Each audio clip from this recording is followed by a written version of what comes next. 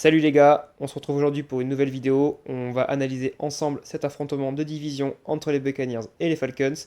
Et en fin de vidéo, je vous révélerai mon prono pour ce match. Si on fait un retour rapide sur l'historique de confrontation entre ces deux équipes, déjà on peut signaler que c'est un affrontement qui a eu lieu très souvent. C'est normal, ils sont en division depuis maintenant plus de 20 ans.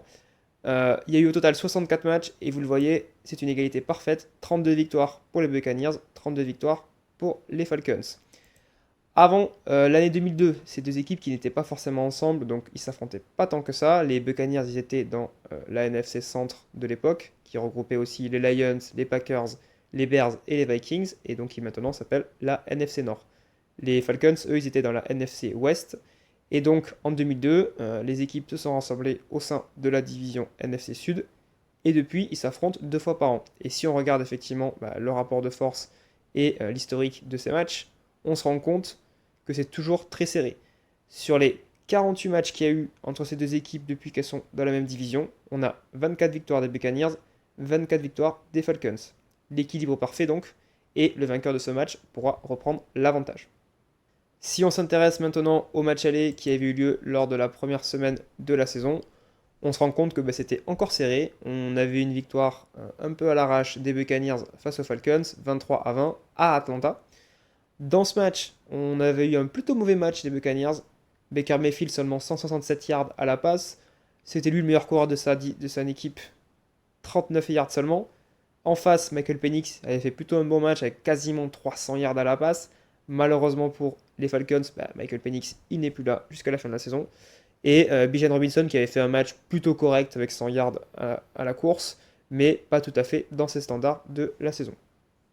Si on s'intéresse un peu au contexte, on peut dire déjà que c'est deux équipes qui sont pas exactement dans le même contexte. On a des Buccaneers avec 7 victoires et 6 défaites qui veulent jouer les playoffs, qui sont toujours en course pour jouer les playoffs et donc qui sont en passe peut-être de gagner la division. Mais là où ça semblait acquis il y a 3 ou 4 semaines, maintenant c'est un peu remis en question. C'est un peu remis en question parce que les Buccaneers, déjà, ils ont enchaîné les défaites. Et puis surtout, en face, il y a une équipe des Panthers qui est en train de revenir et qui recolle totalement 7 victoires, 6 défaites, comme les Buccaneers. Donc, quand on sait qu'il va y avoir 2 affrontements entre les Buccaneers et les Panthers d'ici la fin de la saison, on se rend compte que ce match de division de ce soir entre les Buccaneers et les Falcons, il va être très important pour les Buccaneers pour lancer leur fin de saison vers ce double affrontement. Pour les Falcons, en revanche, il n'y a plus grand chose à jouer. On le voit, ils sont déjà éliminés de la course au playoff. 4 victoires, 9 défaites, c'est vraiment décevant. C'est vraiment décevant, surtout qu'ils étaient plutôt intéressants en début de saison. Mais clairement, c'est pas une équipe qui était au niveau pour jouer quoi que ce soit cette année.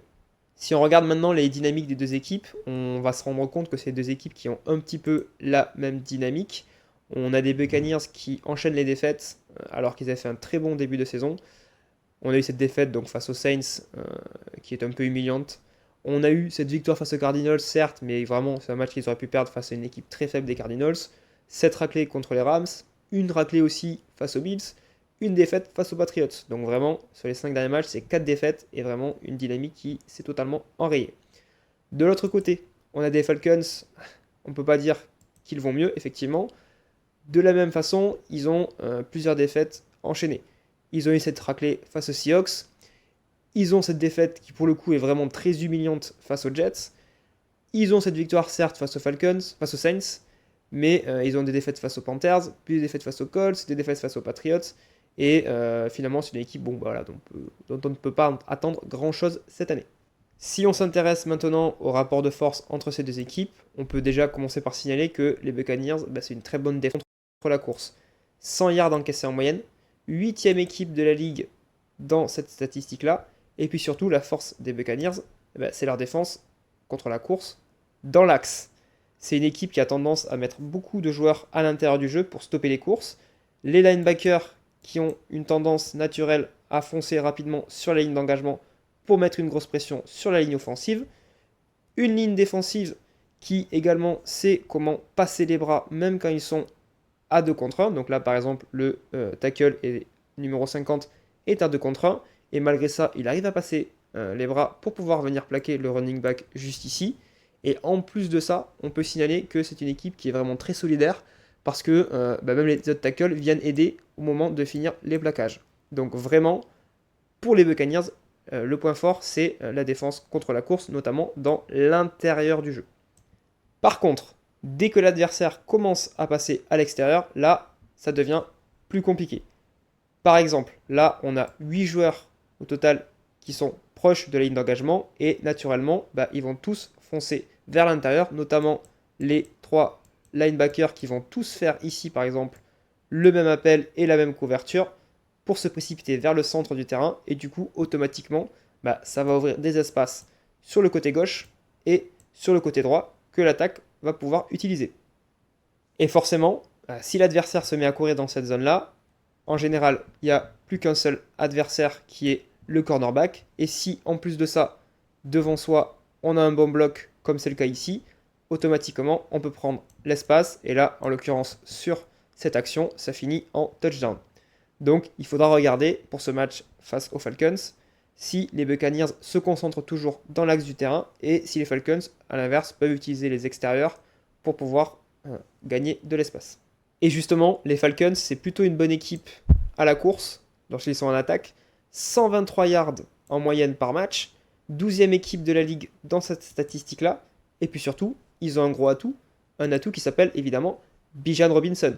Bijan Robinson, 5 yards en moyenne par course. Je ne sais pas si on se rend compte vraiment de ce que veut dire cette statistique-là. Ça veut dire que si tu lui donnes le ballon, automatiquement en 2 tentatives, il te gagne la première tentative. 4e joueur de la ligue en termes de yards parcourus à la course. Vraiment, ça va être un joueur à suivre pour ce match, notamment s'il arrive à prendre l'extérieur. Justement, si on parle de Bijan Robinson, c'est plutôt un joueur qui a tendance à courir vers l'intérieur. C'est un joueur qui a cette tendance naturelle à repiquer vers le centre parce qu'il a un point positif, c'est qu'il a des appuis assez vifs et du coup ça lui permet de faire des différences. Alors là effectivement on est face aux Jets, donc on voit que la ligne défensive elle est plutôt éparpillée dans tous les sens effectivement, mais il a cette capacité ici à faire les différences et donc ça lui permet souvent de trouver des espaces dans les défenses adverses. Par contre, face à une équipe comme les Buccaneers, ça va être plus compliqué. Ça va être plus compliqué parce que comme on l'a vu précédemment, les Buccaneers, eux, ils sont très solides à l'intérieur et à l'inverse, il devra se forcer un peu à passer vers l'extérieur, ce qui paradoxalement n'est pas forcément la meilleure chose qu'il peut faire parce que il a beaucoup de vitesse, c'est vrai, mais c'est pas un running back qui est très physique. Il a un bon physique, mais c'est pas l'un des meilleurs running backs du point de vue du poids notamment. Donc à l'impact, il peut se faire un peu secouer et du coup, ça fait qu'il peut être en désavantage par rapport aux défenseurs des Buccaneers. D'ailleurs, lors du match aller, on l'avait bien vu. On l'avait vu qu'il avait essayé de passer ici au milieu de la ligne des Buccaneers. Et forcément, face à des adversaires beaucoup plus lourds que lui, vu qu'il n'y avait pas d'espace parce que les Buccaneers recentrent bien et arrivent bien à combler ces espaces, forcément, ça finissait en perte de terrain. Donc sur le jeu à la course, je donnerais plutôt l'avantage aux Buccaneers. Par contre, là où Bijan Robinson pourrait bien s'exprimer, paradoxalement, c'est à la réception. Parce qu'en face de lui, il aura la 27e défense à la passe seulement. C'est vraiment le gros point faible de cette défense des Bucks, mais en même temps, c'est plutôt logique. Vu que la majeure partie de l'équipe, elle va se concentrer dans l'axe du terrain, forcément, ça va libérer de l'espace, notamment sur les côtés, donc à droite et à gauche de la ligne offensive de l'attaque. Et du coup, ça permet à un mec comme Bijan Robinson, quand il a de la vitesse, et surtout, effectivement, si tu le laisses en 1 contre 1 face à un linebacker, et qu'en plus de ça, il arrive à avoir un avantage parce que le linebacker est en retard, forcément, tu sais qu'il va prendre l'espace ici, et automatiquement, ça va finir en gros gain, et là, en l'occurrence, en touchdown. Ça, c'était au match aller. En face, le point positif pour les Buccaneers, c'est qu'Atlanta, c'est pas forcément la meilleure attaque à la passe de la ligue. 206 yards en moyenne seulement par match. Si on regarde également le taux de passes complétées, on est seulement à un total de 19 passes complétées par match. C'est vraiment très faible. En plus de ça, ils ont perdu Michael Penix qui ne rejouera pas cette saison. Le pauvre, il a subi une rupture des ligaments croisés antérieurs du genou gauche. Donc, c'est-à-dire qu'on ne le reverra pas avant 2026. Et forcément, il a été remplacé par notre ami Kirk Cousins. Kirk Cousins, bon voilà, c'est pas le meilleur quarterback de l'histoire, loin de là. Depuis qu'il a pris le relais, 60% de passes complétées seulement. Si on regarde également un seul match à plus de 200 yards, c'était face aux Jets, donc ça veut dire beaucoup de choses. Et on peut également voir qu'il a lancé autant de passes de touchdown que d'interceptions. Donc vraiment, le jeu à la passe des Falcons, ça ne devrait pas être trop un souci pour les Buccaneers. Si on passe maintenant à mon prono, ce qu'on peut dire, c'est que si on considère que l'arme numéro 1 des Falcons, Bijan Robinson, devrait être bloquée, que leur quarterback n'est pas dans la meilleure forme de sa vie, loin de là, et que les Buccaneers ont un vrai enjeu, c'est-à-dire une victoire pour pouvoir garder la tête de la division, je vois une victoire des Buccaneers ce soir. Ça reste un match de division, comme on l'a vu, c'est toujours très serré entre ces deux équipes. Je pense d'ailleurs que ça devrait l'être. Je vois bien un match qui se finit à moins d'une possession d'écart, avec peut-être un Kirk Cousins qui lance une interception dans le quatrième quart-temps, lorsque la pression deviendra un peu plus importante.